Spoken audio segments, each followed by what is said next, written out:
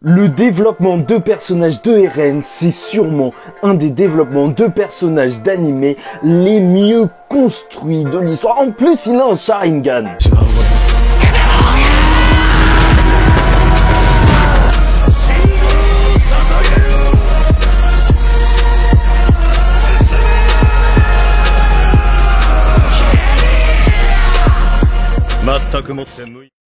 Mesdames et messieurs, ici Chage pour la review de l'épisode 5 de cette saison finale de l'Attaque des Titans.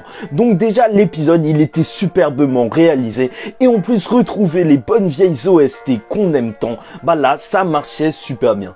Et le face à face entre Reiner et Eren, il était superbement réalisé. Franchement, il y a rien à dire. Pourquoi? Parce qu'on rentre bien dans la psychologie des personnages.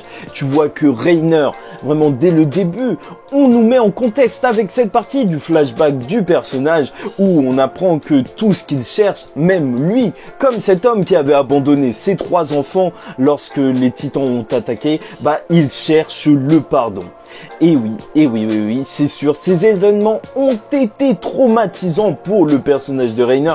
Et là, il se retrouve en face d'une personne qui représente en réalité tout ce qu'il a fait de mal. Il a trahi ses coéquipiers et en plus, il a été à l'origine de beaucoup de maux. La mort de la mère d'Eren et de plein d'innocents, ce sont des choses qui le rongent en ce moment. Mais tu vois qu'il lui reste une lueur d'espoir à travers Falco puisqu'il va essayer de le protéger en cette fin d'épisode. Comme quoi, même s'il en est réduit à se mettre à terre, à demander pardon à Eren, à se sentir énormément coupable, au point où même il a failli se suicider, il reste un bon gars quand même. Franchement, c'est pour ça que j'aime beaucoup le personnage, parce que tu vois que tous ses choix, ils ont été expliqués, tu comprends comment il en est arrivé là.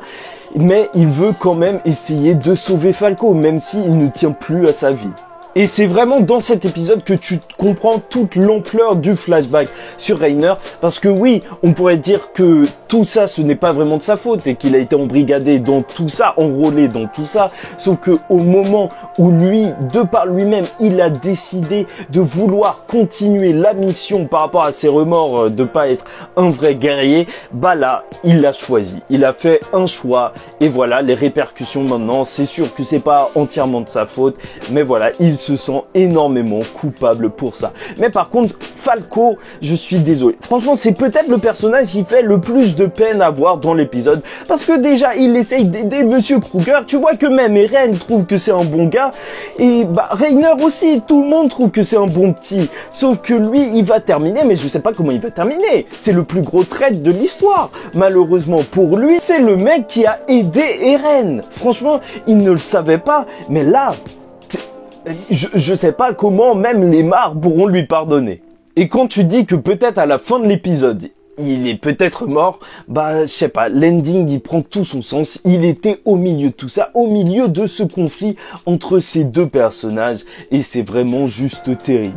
Mais bon, au-delà de Reiner ou de Falco, c'est sûr et certain, c'est Eren qui a un développement mais juste magistral depuis le début de la série. En fait, cet épisode, normalement, il est censé adapter le chapitre 100 d'SNK et le chapitre 100, vu qu'il y a juste 130 chapitres environ au moment où Isayama est en train d'écrire son histoire et ça va bientôt se terminer, bah il marque un grand moment pour l'histoire. Pourquoi? Parce que les cartes sont redistribuées. Tu vois que Eren, c'est devenu l'ennemi qu'il détestait dans le premier épisode. Et c'est pour ça que c'est assez puissant. Et en plus, il y avait une critique récurrente par rapport au personnage d'Eren. En fait, c'était une des plus grosses critiques qui était faite à l'Attaque des Titans. C'était que le personnage principal, Eren, il subissait les événements. C'était pas lui qui était initiateur des événements, mais à chaque fois, il était dans la réaction et jamais dans l'action. Et maintenant, avec cette saison 4, tu vois que le personnage d'Eren, il va pas se laisser marcher sur les pieds et c'est lui qui prend les décisions, même si elles sont horribles. Parce que là, ce qu'il fait, c'est à milieu de ce que ferait un protagoniste de shonen. Il a tué plein de personnes. Là, il se fout, mais totalement des civils. Parce qu'il le dit pendant son discours face à Reiner, il le dit, il y a des gens qui habitent en haut. Bon, encore, qu'ils veuillent manger Willy Taiba. Ok, récupérer le titan marteau, ok. Mais quand même, les pauvres civils qui étaient juste en train de regarder par leurs fenêtres, et même tous les gens qui seront dans l'audience, tu vois des gens qui se font écraser par des cailloux, là. Et c'est vrai que ce face-à-face avec Reiner, ça nous permet de comprendre tout le cheminement d'Eren. Parce que en cette fin de saison 3, face à la mer, on retrouvait un Eren qui était un peu perdu, qui ne savait plus quoi faire.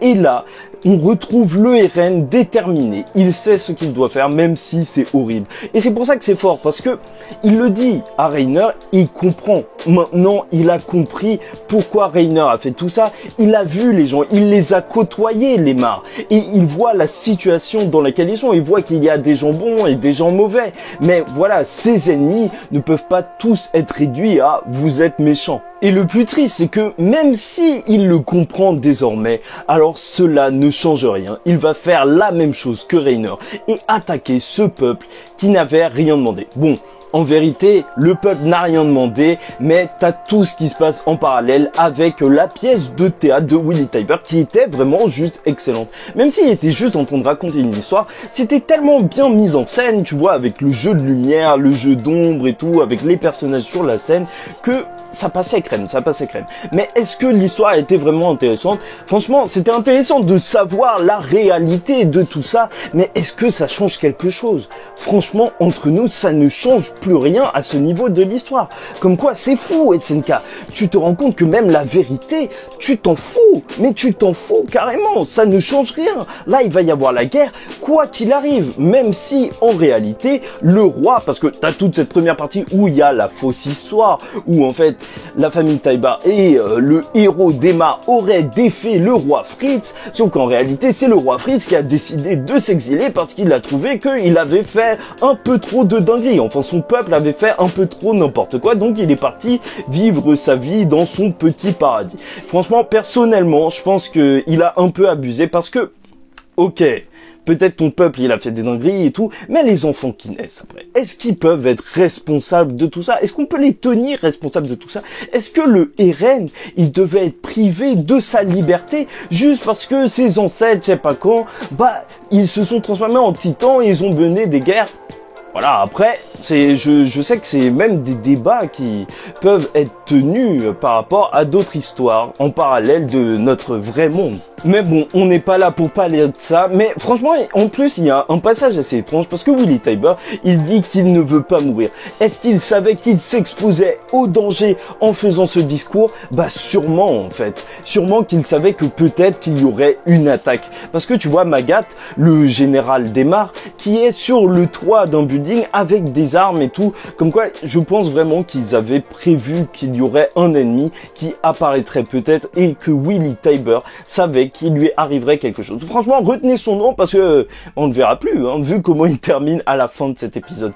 Et c'est vrai, on peut dire que Eren attaque des civils sans défense, mais il les attaque pas vraiment parce qu'ils ont rien fait, parce que il attaque au moment très symbolique où Eren est déclaré comme l'ennemi public numéro 1. Et c'est pour ça que ce chapitre est fou. Enfin, cette adaptation de chapitre est folle. Parce que Eren Yeager est l'ennemi numéro 1. Ça y est, c'est dit. Isayama le dit, le monde entier l'entend, c'est l'ennemi numéro 1. Et croyez-moi, après avoir détruit un building comme ça en face des dirigeants des autres pays et avoir torsadé le petit Willy Tybur, alors là, je pense que tous les gens qui se trouvaient devant, ou même les journalistes, ou je sais pas quoi, bah personne n'oubliera ce que Eren Yeager a fait, et c'est une grosse déclaration de guerre. D'ailleurs, au bout d'un moment où Eren parlait, il a dit « Ah, Reiner, je dois continuer d'avancer ». Et ça, c'est très fort parce que c'est ce que Reiner lui avait dit en le relevant. Tu vois que là, les situations, elles sont inversées et celui qui va trahir l'autre, bah en réalité, c'est Eren. Parce que quand il va serrer la main de Reiner, bah ça va être du sale. Ça va être du sale, il va se transformer. Et cette scène était impitoyable. Franchement, tu voyais que c'est ça, le personnage de Eren, en ce moment, il a l'air d'une personne déterminée, certes, mais il est résigné.